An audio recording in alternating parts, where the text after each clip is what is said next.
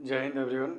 आज के इस वीडियो में हम डेमोक्रेसी चैप्टर के लास्ट टॉपिक को पढ़ने वाले हैं, जिसका नाम है ब्रॉडर मीनिंग्स ऑफ डेमोक्रेसी, यानी लोकतंत्र का विस्तृत अर्थ।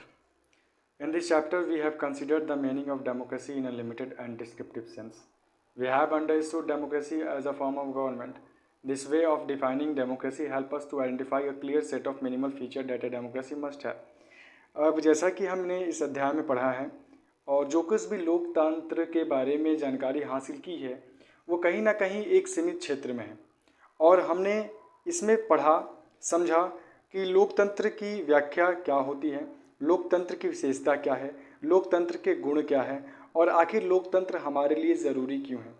हमारे समय में लोकतंत्र का सबसे आम रूप वहाँ के प्रतिनिधित्व वाला लोकतंत्र है। अगर देखा जाए तो the common form that democracy takes in our times is that of a representative democracy. You have already read about this in the previous classes. In the countries we call democracy, all the people do not rule. A majority is allowed to take decision on the behalf of all the people. Even the majority does not rule directly.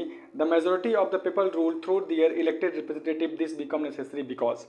अब देखो, इसका मैं एक विस्तृत और अच्छा explanation दे रहा हूँ कि हम जिन देशों में लोकतंत्र होने की बात करते हैं, वहाँ सभी लोग शासन नहीं चलाते हैं, क्योंकि सभी लोगों की तरफ से जो मेजोरिटी है, यानी कि वहाँ के लोग अभी भी क्या, हमेशा से मेजोरिटी और माइनॉरिटी में बट जाते हैं और मेजोरिटी के दम पे वहाँ रिप्रेजेंटेटिव्स का चयन होता है।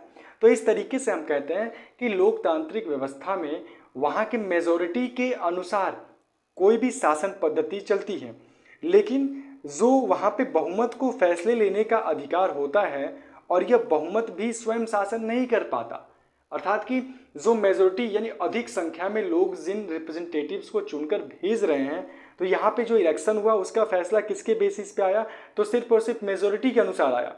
लेकिन क्या वो लोग खुद शासन कर पा रहे हैं? तो नहीं, बल्कि वहाँ पे शासन करने वाला वो रिप्रेजेंटेटिव्स बन जा रहा है। और इसके पीछे कारण है, इसके पीछे कारण ये है कि modern democracy involve such a large number of people that it is physically impossible for them to sit together and take a collective decision.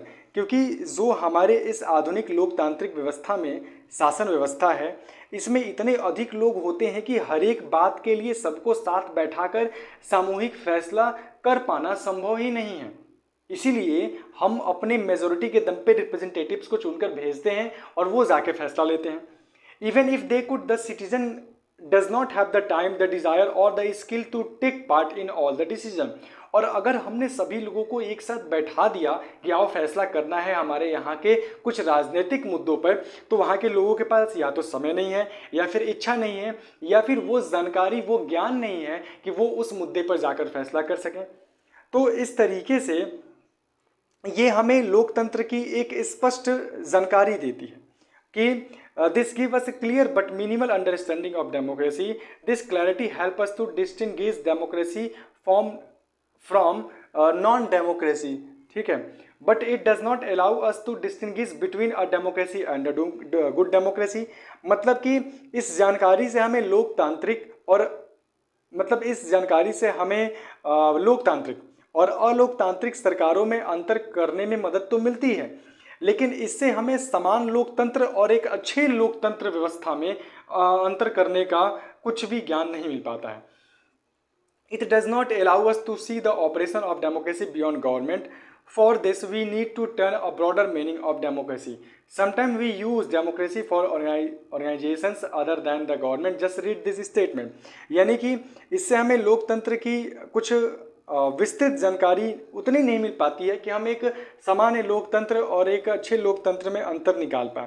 तो कई बार हम लोकतंत्र का प्रयोग सरकार से अलग संगठनों के लिए भी करते हैं। तो थोड़ा सा इन तीन स्टेटमेंट्स के बारे में पढ़ते हैं और समझते हैं कि आखिर लोकतांत्रिक में और अच्छे फीचर्स क्या हो सकते हैं। We are a very democratic family. Whenever a decision has to be taken, we all sit down and arrive at a consensus. My opinion matters as much as my father's। मतलब कि यहाँ पे एक परिवार के बारे में बोला गया कि मान लो अगर आपका परिवार एक लोकतांत्रिक परिवार है, तो वहाँ पे किसी भी निर्णय को लेने के लिए परिवार का हर एक सदस्य एक साथ बैठता है और वहाँ पे पिता का हो चाहे बेटे का हो, इन दोनों लोगों का या फिर दादाजी का हो, सबका ओपिनियन, सबके विचार को एक समान ही अधिकार दिया जाता है। ये लोकतांत्रिक व्यवस्था में होता है। तो कहने का मतलब कि हमारे पूरे लोकतांत्रिक सरकार में चाहे वो अमीर हो, गरीब हो, शिक्षित हो और कम शिक्षित हो, या फिर लोग ऊंच नीच में जो बट जाते हैं, इन सभी लोगों को एक समान मौका मिलना चाहिए। किसी भी प्रकार का यहाँ पे भेदभाव नहीं होना चाहिए। I don't like teacher who do not allow student to speak and ask question in the class. I would like to have teachers with democratic temperament. यानी कि मैं भी यहाँ भी बता रहा है कि हम लोग भी पसंद करते हैं उस अध्यापक को जो कि एक लोकतांत्रिक माहौल बनाता है कक्षा में, जहाँ पे हर एक विद्यार्थी सवाल पूछने के लिए बिल्कुल अधिकारिक हो, यानी कि उसके पास अधिकार हो कि वो सवाल पूछ पाए, किसी भी प्रकार का तानाशाही ना हो, वो डरता ना हो। One leader and his family member decide everything in his party, how can they talk of democracy. अब कोई एक नेता है, उस नेता के परिवार के सभी सदस्य उस पार्टी में सम्मिलित हैं, तो भाई कैसे वो लोकतंत्र के बारे में बात कर सकते हैं। हो सकता है बात कर भी सकते हैं, नहीं भी कर सकते हैं, लेकिन अभी की सिचुएशन तो कहती है कि नहीं ही कर सकते हैं। This way of using the word democracy go back to its basic sense of a method of talking decision.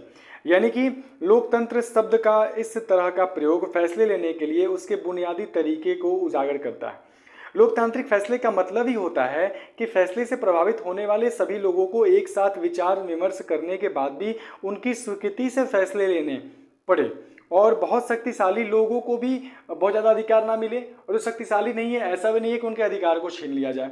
मतलब किसी भी प्रकार के लोग हैं, चाहे वो शक्तिशाली हैं या फिर शक्तिशाली नहीं हैं, उन सभी लोगों को समान अधिकार मिलना चाहिए। अब यहाँ पे दो स्टेटमेंट और दे रहा है कि आखिर जो लोकतंत्र शब्द का प्रयोग किसी मौजूदा सरकार के लिए तो हम करते हैं, कभी कभी नहीं भी करते हैं, उनके कुछ आदर्श के लिए भी करते हैं, यानी कि उनके कुछ मोरालिटी के लिए करते हैं, वहाँ के कुछ नियम के लिए करते हैं। और वो नियम ये कहता है कि एक अच्छा, यानी कि true democracy will come to this country only when no one goes hungry to bed. यानी कि एक सच्चे और अच्छे, मतलब इस देश में वास्तविक लोकतंत्र तभी आएगा जब किसी को भी भूखे पेट सोने की ज़रूरत नहीं पड़े।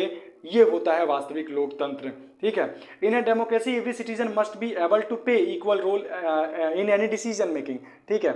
और for this you don't need just an equal right to vote, every citizen needs to have equal information, basic education, equal resources and a lot of commitment. यानी कि एक लोकतांत्रिक व्यवस्था में सिर्फ और सिर्फ यही पर्याप्त नहीं है कि लोगों को निर्णय लेने का अधिकार मिल जाए, और ये भी पर्याप्त नहीं है कि उनको वोट देने का अधिकार मिल जाए, इसके बावजूद भी और भी कई सारे उनके अपने कुछ फंडामेंटल राइट्स होते हैं। और जिनमें से मैं बता दूं कि सबसे ज़रूरत चीज़ें उनकी ये है कि मान लो कोई व्यक्ति वोट देता है, लेकिन उसको इस बात का ज्ञान ही नहीं है कि किधर वोट दें किधर वोट ना दें, यानी क्या उनके लिए सही है क्या उनके लिए गलत है। तो इसलिए लोकतांत्रिक व्यवस्था में लोगों को वोट देने के साथ साथ कुछ बेसिक एजुकेशन, कुछ रिसोर्सेज और कहीं ना कहीं अलग अलग प्रकार की जानकारी उनको मिलनी चाहिए, so that they can depreciate the good and the bad circumstances, और कौन उनके लिए अच्छा है कौन बुरा है इसके बारे में वो निर्णय निकाल सकें। इस अध्याय में हमने लोकतंत्र के बारे में विस्तार जानकारी तो हासिल नहीं किया है, फिर भी हमने उसकी विशेषता और गुण को पढ़ लिया है, जिसकी सहायता से हम लोकतांत्रिक और गैर लोकतांत्रिक देश के बीच के अंतर को समझ सकें। वो सारे हमें फंडामेंटल जानकारी मिल चुके हैं, जिसके अनुसार हम एक समान लोकतांत्रिक व्यवस्था और अच्छे लोकतांत्रिक व्यवस्था के बीच का अंतर भी हम निकाल सकते हैं। और एक तरीके से देखा जाए तो समानता के आधार पर चर्चा और विचार विमर्श के जो बुनियादी सिद्धांत को माना जाए तो लोकतांत्रिक ढंग का फैसला अलग अलग तरीके का भी हो सकता है। आज की दुनिया में लोकतांत्रिक शासन व्यवस्था का सबसे आम रूप है लोगों द्वारा चुने गए प्रतिनिधियों के माध्यम से शासन चलाना। इसका यह भी मतलब होता है कि किसी भी देश में आदर्श है, किसी भी देश का एक अपना प्रिंसिपल है जिसके अनुसार वहाँ की व्यवस्था को लोग चलाया करते हैं, और कहीं ना कहीं इसकी एक महत्वपूर्ण भूमिका भी वहाँ पर होती है। लोकतंत्र को अन्य शासन व्यवस्थाओं से अलग करने के लिए हमने कई सारी विशेषताओं के बारे में समझा, कई सारे अलग अलग प्रकार के गुण के बारे में समझा। अगर मैं यहाँ पे मोनार्की यानी कि राजशाही या और तानाशाही या एक दल के शासन जैसी अन्य व्यवस्थाओं में सभी नागरिकों को राजनीति में हिस्सेदारी करने की ज़रूरत नहीं रहती है, क्योंकि वो लोग जो होते हैं अपनी तानाशाही के द्वारा, अपने राजशाही के द्वारा वहाँ पे शासन किया करते हैं, जो कि लोकतंत्र में नहीं होता है।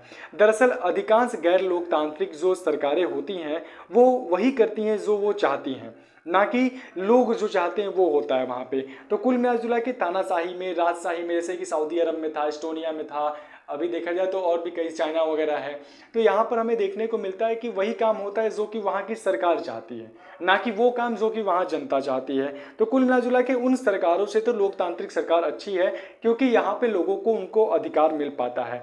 लेकिन लोकतांत्रिक व्यवस्था सभी नागरिकों की सक्रिय भागीदारी पर भी निर्भर करता है। अगर सपोज करो आप यहाँ के लोकतांत्रिक व्यवस्था में अपने आप को आगे नहीं बढ़ाते हैं, तो कहीं ना कहीं वहाँ की व्यवस्था उतनी अच्छी नहीं हो पाती है जितना कि हम चाहते हैं। इसीलिए हम सभी को यहाँ की व्यवस्था में कहीं ना कहीं पार्टिसिपेट करने की ज़रूरत है। इसलिए लोकतंत्र के बारे में पढ़ाई हो तो लोकतांत्रिक राजनीति पर ही ध्यान केंद्रित करना चाहिए, और साथ ही साथ हमें इसके और विस्तृत जानकारी के लिए अन्य चैप्टर्स को पढ़ना चाहिए और अपने यहाँ की व्यवस्थाओं के बारे में भी जानना चाहिए, ताकि हम निम्न स्तर की जानकारी को हासिल कर कर समझ सकें कि लोकतंत्र में क्या सही है और क्या गलत है।